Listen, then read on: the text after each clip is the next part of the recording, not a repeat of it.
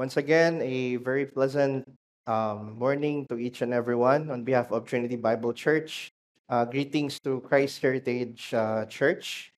And once again, it's an honor sa akin no, na ma-invite for the second time here. Although this is my third time to visit Christ Heritage Church, it's with great joy to be here and for this grace that God has given to minister to everyone. So at this point, I'd like to invite everyone to uh, go on the passage of the book of Matthew, chapter 21, verses 12 through 22. This is going to be a continuation sa series ninyo sa book of Matthew. And this passage is very important because it captures a very crucial moment sa buhay ng Panginoon. This happened prior to his crucifixion. And last time, it was preached by Deacon Nail, the triumphal entry of the Lord Jesus Christ. And for this morning, we're going to learn about Christ's teaching on true worship from this very text of Matthew 21, verses 12 to through 22. Let me read it to you in ESV version. And it says here in verse 12, and Jesus entered the temple and drove out all who sold and bought in the temple, and he overturned the tables of the money changers and the seats of those who sold pigeons. He said to them, it is written, my house shall be called a house of prayer, but you make it a den of robbers. And the blind and the lame came to him in the temple, and he healed them. Verse 15. But when the chief priests and the scribes saw the wonderful things that he did, and the children crying out in the temple, Hosanna to the Son of David, and they were indignant, and they said to him, do you hear what these are saying? And Jesus said to them, yes. Have you never read, out of the mouth of infants and nursing babies, you have prepared praises? And leaving them, and he went out into the city of Bethany and lodged there. And in the morning, as he was returning to the city, he became hungry. And seeing a fig tree by the wayside, he went to it and found nothing on it but only leaves. And he said to it, may no fruit ever come from you again.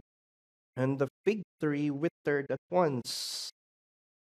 When the disciples saw it, they marveled and saying, how did the fig tree wither at once? And Jesus answered them, truly I say unto you, if you have faith and do not doubt, you will not only do what has been done to the fig tree, but even if you say to this mountain, be taken up and thrown into the sea, it will happen. And whatever you ask in prayer, you will receive if you have faith. Let's go to the Lord in short prayer. Oh, dear God, most powerful and most glorious Lord. Lord, you sought and you're seeking true worshiper. And apart from your grace, Panginoon, kami ay hindi deserving. We cannot give true worship. But because of your loving kindness, dahil sa iyong banal na Espiritu that lives in us, that works the powerful work of regeneration, nagsasanctify sa amin, and therefore your church is able to give you the worship, Lord, that you desire from us. Spirit-wrought worship. At nawa sa aming pagtalakay nitong mga verses na aming nabasa, may you help us, may you speak to the church, may you give life to the listener who haven't come to you yet, and may you give comfort to the believers, Panginoon. Uh, and may your name alone be glorified for this message. In Jesus' name, amen. So maybe a lot of our kids here are very familiar with the books of C.S. Lewis, no, and the Chronicles of Narnia. And I believe some of the parents here, no, are doing homeschooling, included that also sa mga tinuturo natin sa mga kabataan. And the thing about the story is that that world of Narnia, it was a world that is owned by the lion, who is Aslan. The world comes into existence when the lion sings, no? Mga pag-awit ni Aslan, everything came into existence. He is the one who created it and brought order and peace sa buong Narnia. And we saw that sa kanyang libro na The Magician's Nephew. I think that was of book 4. But after Aslan created the world of Narnia, the White Witch Jadis was accidentally summoned by the magic rings of Polly and Diggory. And as a result, when she arrived on the scene of the world of Narnia, she usurped the authority of being the ruler in the land of Narnia. And she sent curse to Narnia, making it to experience permanent winter and no Christmas. And the whole world of Narnia was put into moral chaos because of the witch Jadis. But until such time, when the true heir and the true ruler of Narnia suddenly came, which is Aslan, what he did, to make the story short, is he displaced and defeated the usurper of authority and defeat the White Witch and brought back spring to the land of Narnia. Ladies and gentlemen, the case of the Temple of Jerusalem bears similarity with the world of Narnia. It was God. It was God who created it first and established it. It was His authority that governs the entire worship of the temple until evil authorities usurp God's authority and introduce detestable practices in the temple, making pretensions that they are worshiping God through these external display of their piety, but deep down, their very intent is to profit thereof until the rightful owner of the temple suddenly came in the picture. The Lord Jesus Christ, in this very scene, fulfills a prophecy in the book of Malachi, chapter 3, verses 1 through 4. It is prophesied, sabi dito, and the Lord whom you seek, verse 1, will suddenly come to his temple, and the messenger of the covenant in whom you delight, John the Baptist. No. The coming of the Lord in the temple was something that is very known and something that is expected by the Jews. In fact, sa kanilang mga non-canonical books, mga pseudepigraphal works, nakasulat din ito mga kapatid, no, sa Psalms of Solomon in chapter 17 verse 30, which says, "He, the Davidic king, will purify Jerusalem in holiness as it was in the beginning." So even in the time of the intertestamental period, they are expecting that one day God will come to the temple. And if we're going to go back a little bit to the book of Genesis, I believe you've studied this, no? That the function of Adam there in the garden, he was not only there as a priest or a prophet, he was there as a king in the garden temple. And he is commissioned in Genesis 2:15, that is to shamar, that is to protect or to guard the temple, to keep the worship and sanctity thereof to be pure. And therefore, our message this morning is this: Jesus, as the true king in the church, he is zealous to protect the sanctity of true worship. Jesus, as the true king in the church, he is zealous to protect the sanctity of true worship. Now, at this point, the humble king has already arrived in the scene, no? Dumating na ang Panginoong Jesucristo which is prophesied by Zechariah, that he will ride on the donkey, that he will come. And this one has already made this triumphal entry, the humble king. And at this point, Jesus, after having this triumphal entry, he is now going to the temple to fulfill another prophecy of Zechariah. He was there at the very court of the Gentiles, no? And he saw with his own eyes, brothers and sisters, how the temple was desecrated by the very people who was called by his name. Now let's go to verse 12. And Jesus entered the temple and he drove out. Now, the Greek word of this implies that there's a force that is included in expression of a holy anger of Christ. And he overturned the tables of the money changers and the seats of those who sold pigeons. He said to them, "It is written, my house shall be called a house of prayer, but you make it a den of robbers." Now, important to note that the Messiah King here asserted his authority by opposing this commercial trade and business na nangyayari dito sa Temple of Jerusalem.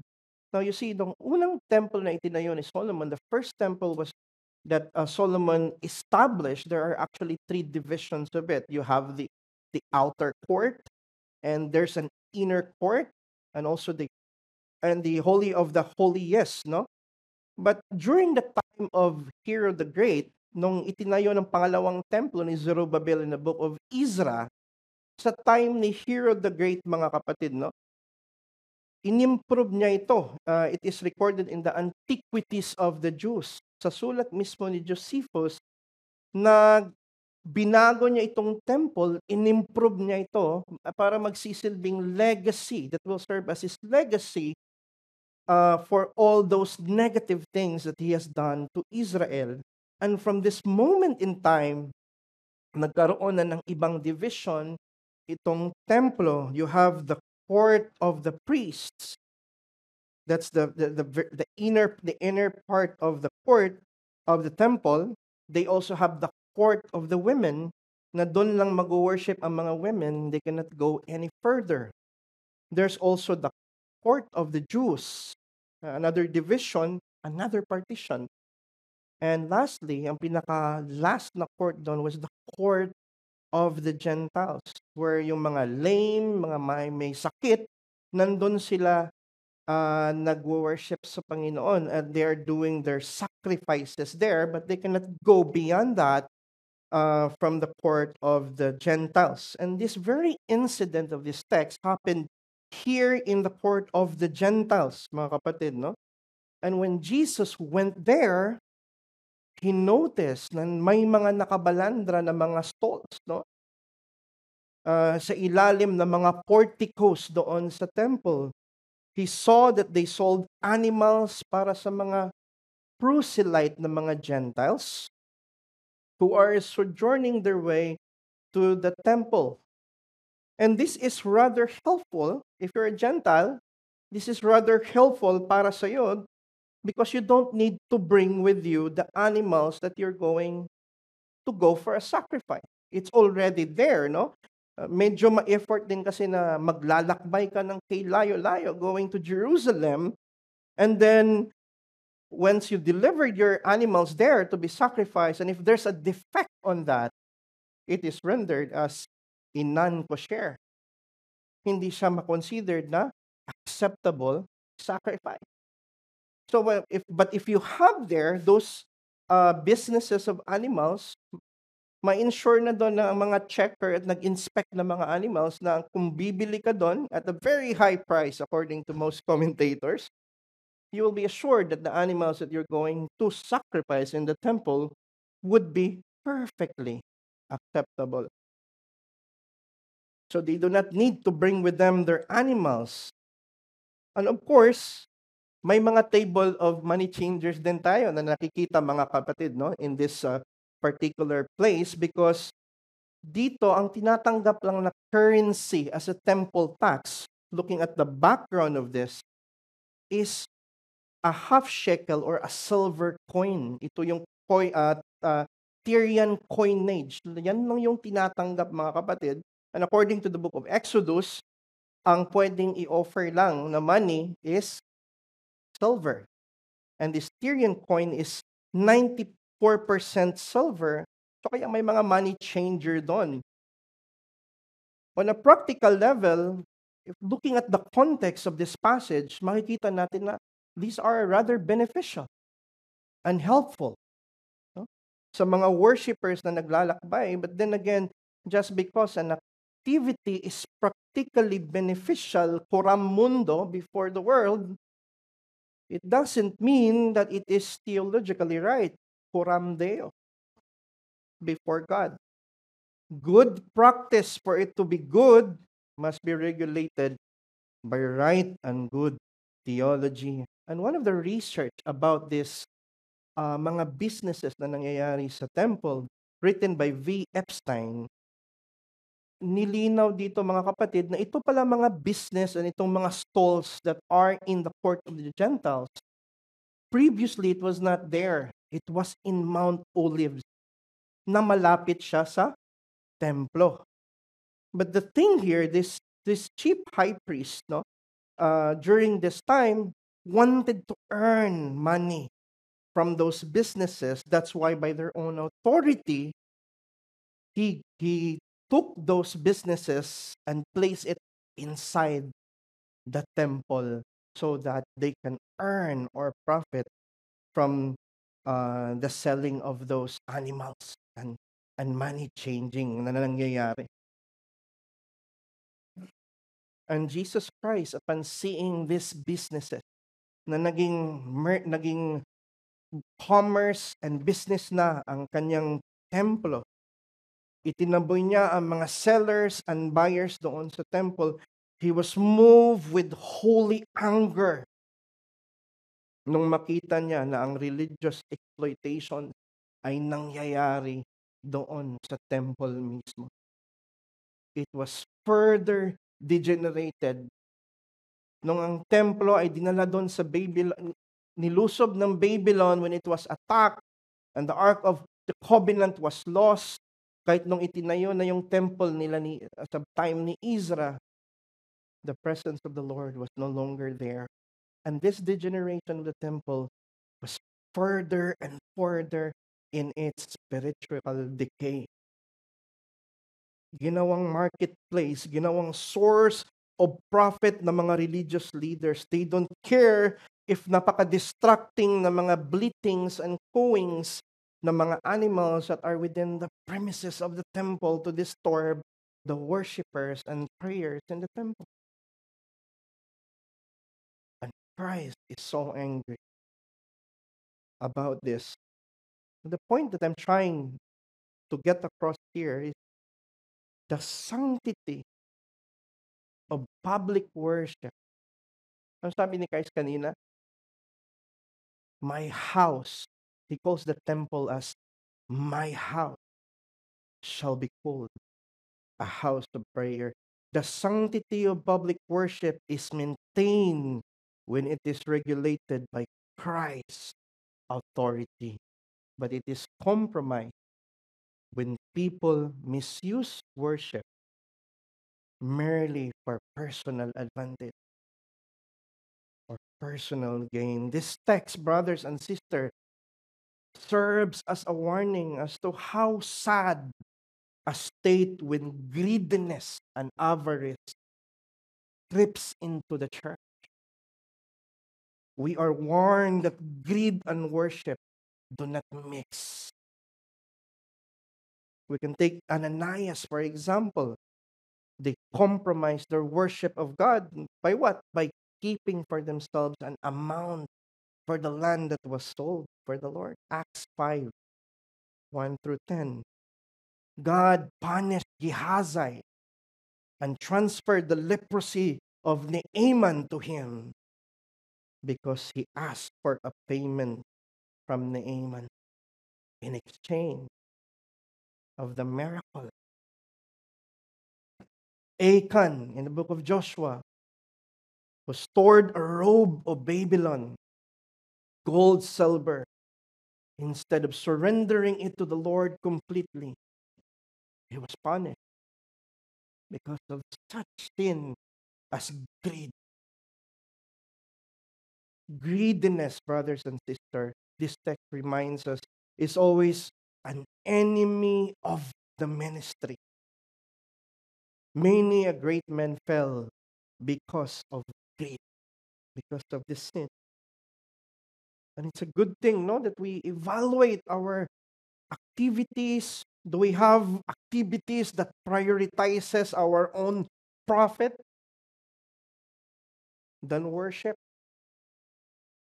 Do we have certain businesses that interferes and perverts worship in the church? We are told that the church should foster an environment that is focused on worship, on how God intends worship to be. But the comforting thing here, brothers and sisters, is that the new covenant people, we who are the new covenant people, we have been cleansed from all these impurities. Us who are regenerated by the Holy Spirit, we're cleansed by the blood of Christ.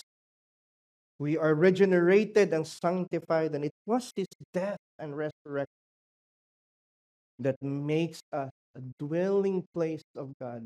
Ang matagal na nilolong ng Israel that one day, that bright Shekinah that will be back in the temple, the true fulfillment of that is us, who are the body of Christ, who are the temple, the antitype of the temple. And if the temple He called as my temple, the church He called as my church. The church is His body in which He is the head. And if Christ is the king sa iglesia, if Siya yung tunay na ruler and hari ng iglesia, then His precepts matter more than absolutely anything else. His precepts should govern the life and being of the church. There's no other ruler in the church other than the Lord Jesus Christ. And our challenge here is take comfort, brothers and sisters, no? That when we are in the church, we saw simplicity. Bakit napaka-simple ng worship and liturgy ng Reform? Wala silang mga certain instruments that would move us into entertainment. Bakit parang boring, as they call it? But even in the simplicity of our liturgy, we are comforted that God is worshipped truthfully. And that matters most, brothers and sisters. That we're not going to worship Him according to our own imagination and our own way of thinking that this is a better way to worship Him. It is not you who will decide how He is to be worshipped. It is Him, because He is the King in the church. Now let's go to verse 14 and 15. And the blind and the lame came to Him in the temple, and He healed them. But when the chief priests and the scribes saw the wonderful things that He did, nung nakita niya na nag-perform, nakita ng mga priests and the scribes, who are pseudo rulers in the temple, and the children crying out in the temple, Hosanna to the Son of David. They're calling, save us now, Son of David. They're crying for salvation to the Son of David. The one that was prophesied in the book of Samuel 7, na darating yung son ni David that will establish and build the temple. The prophecy of this was Solomon as the as the typical fulfillment, but the true fulfillment of this, the antitype of that very prophecy, is no other than the Lord Jesus Christ. He is the one that is going to build the temple, and they believe that he will come to save. And here, Jesus Christ fulfills another prophecy in Isaiah 35, verses 5 through 6. It says here, then the eyes, sa pagdating daw ng Messiah in time, then the eyes of the blind shall be opened, and the ears of the deaf unstopped. Then shall the lame man leap like a deer, and the tongue of the mute sing for joy. In this case, it is of no question that the one who arrived at the temple was the prophesied king. It was the Messiah. And these people who recognizes him are pleading, save us now, Son of David. It was not uncommon during the time na yung mga may sakit, yung mga chronically ill, are there to beg at to the temple gates. Makikita natin yan sa Acts 3:2. The court of the Gentiles was open to them all, and Jesus Christ was there for them. Now, before I proceed to my second point, if we have friends here who are like these people, if you're spiritually lame, you don't have power to believe in Christ, to come to Christ, that you are powerless to obey the law of the Lord, and if you're blind of the truth of the gospel, but still our text invites you to come to him. Even in your own blindness, he is able to provide true healing of your soul. Believe his name and repent from your sin. The Son of David has come, and this is the only hope for you and me. One day, this life will disappear like a vapor. No? According to James, it appears for a little time, but it will vanish away. But if you fix your gaze and hope in the Savior, the Lord Jesus Christ, your only hope, if you believe in him, you will not be ashamed. He will save you to the uttermost, brother and friend. Now let's go to verses 18 to 22. Now in the morning of the second day, as he was returning to the city, he became hungry. This is a good reference point that our Lord Jesus Christ is true human, na mayroon siyang true humanity. And seeing a fig tree by the wayside, he went to it. Nakita niya yung igos, no? And when he was looking for it, he found nothing on it, but only leaves.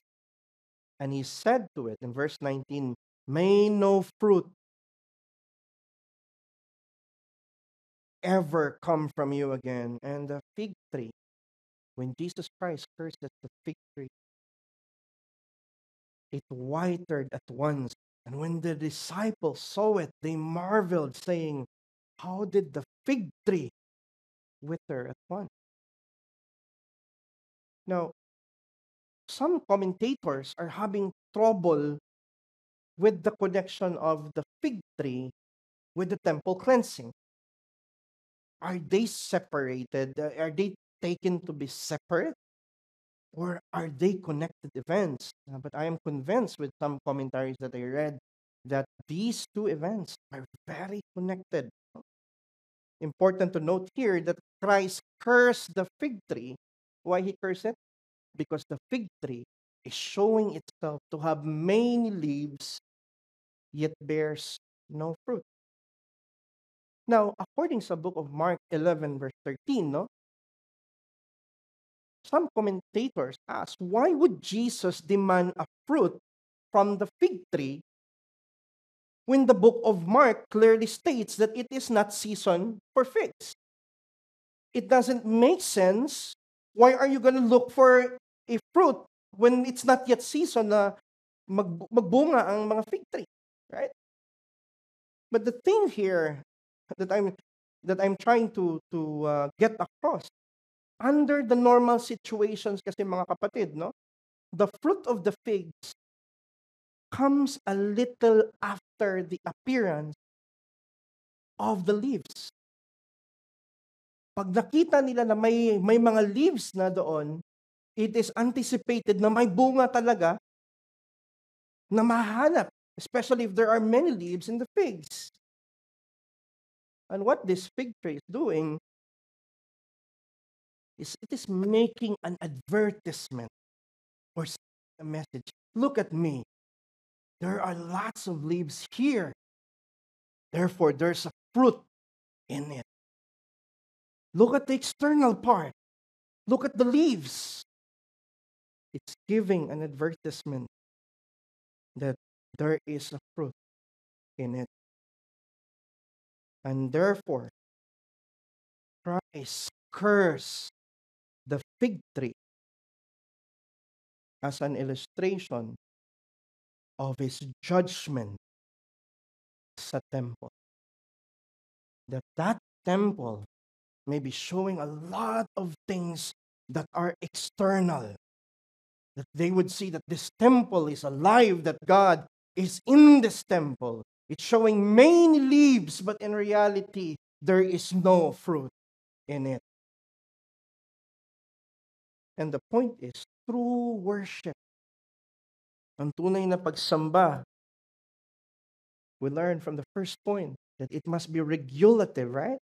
It must be regulated by Christ's word and his authority. But true worship also is beyond external display of piety. Na hindi lang siya about the external things that we show to people that we are indeed worshiping God.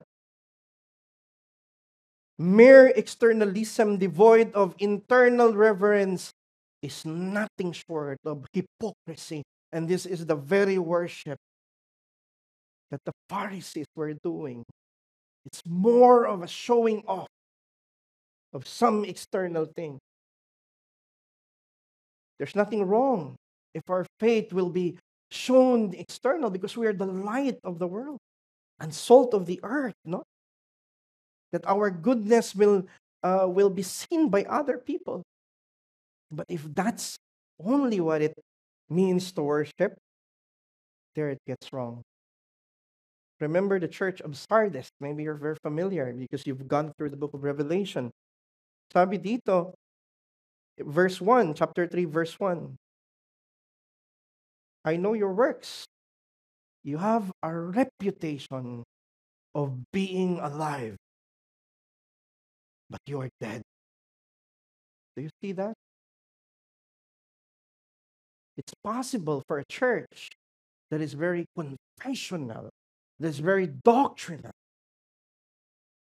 that has all the right doctrines, that it teaches, that it's very known.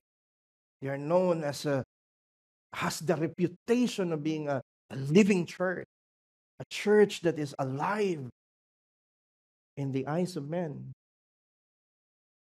But they're actually dead because internally there is no true worship. Knowledge is so beneficial. Theologies and doctrines are very important. It fences us from sidetracking to a wrong direction. Ginaguide ang mga members natin. But if that's all that we have, and there's no internal love for Christ, and love for the gospel, love for the people of God, love for the lost, love for His glory, a worship that is wrought by the Spirit in the heart, then it's tantamount to being dead. In Matthew 23:27, woe to you, scribes and Pharisees, hypocrites, for you are like whitewashed tombs which outwardly appear beautiful, but within are full of dead people's bones and all uncleanness. So you also outwardly appear righteous to others, but within you are full of hypocrisy and lawlessness. The challenge is the church should do self-examination on her worship habits. Is this just for external display of reverence, or is it, right? We hear during the time ba na pumupunta tayo sa church, I want to worship God. I have this inner desire in my heart to please my King, my Lord. That is worship. But praise God for His grace, mga kapatid, that all the covenant members in the new covenant, this is a great comfort to us, that we are all given a new heart by the Spirit, and the Spirit lives within the believers, within the heart of the believers, and that no matter how poorly we do our worship, hindi man ganun kagrabe yung vibrance ng worship natin, but God gets the glory from it. Even though hindi siya ganun ka-vibrant, but as long as it is true, God still gets the glory from it because it emanates from the heart that is changed, regenerated by the Holy Spirit. At the conclusion, true worship is how we relate to God. How Jesus cleanses the temple and curses the fig tree reminds us that true worship is of the heart, no? And not just a mere display of outward, profit-driven display of piety. To close this, maybe a lot of you are familiar with Judas Maccabeus, no? He was a Jewish priest and a heroic figure in the history of the Jews who lived in 2nd century BCE. Siguro a lot of you are familiar that after the book of Malachi, there was a 400 years gap before the New Testament, and there were books that were written during the time. One of these is the book of Maccabees and things like that. Now, during that time, yung temple that they were serving was actually desecrated by Antiochus. We saw that in the book of Daniel, no? Na nag-alay siya doon ng baboy, na desecrate yung whole temple during the time. And in the book of Maccabees, this is not an inspired word of God, but this is a history of the Jews. The Jewish people were revolting, and Judas Maccabeus was the one who brought back, and siya yung tumulong, mga kapatid, na yung mga Hellenistic practices sa Jewish religion ay kanyang maialis.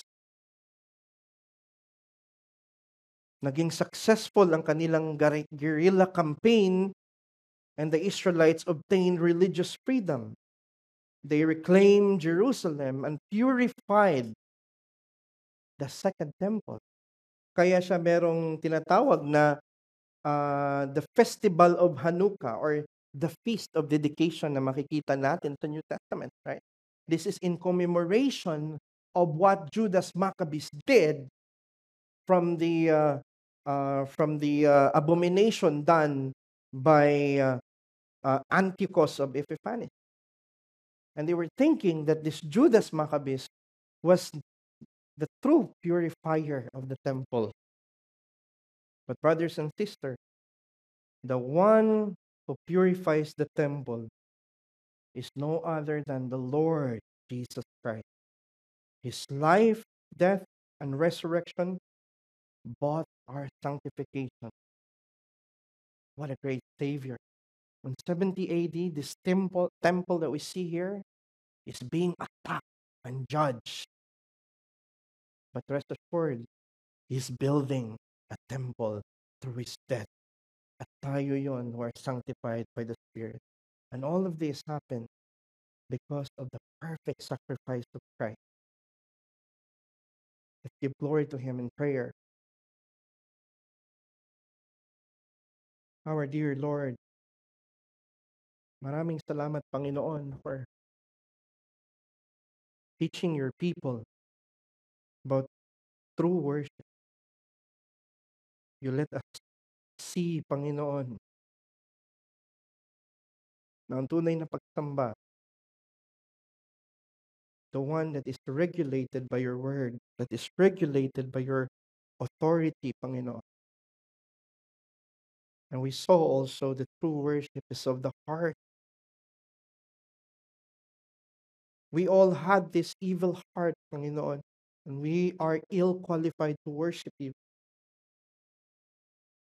But you came for us to cleanse us, to regenerate us, Lord.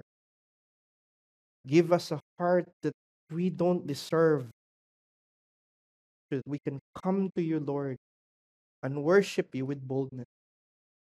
Thank you for this privilege that you've given, Panginoon, na kami ay makapagpahinga at may assurance na ikaw ay aming tunay na masamba dahil sa iyong natapos na nagawa sa amin. To come before your throne of grace is such a wonderful blessing that you have given to us. May you bless us, Lord, and this church and the people who has heard your word. May your name be exalted alone forever and ever in Jesus' name. Amen.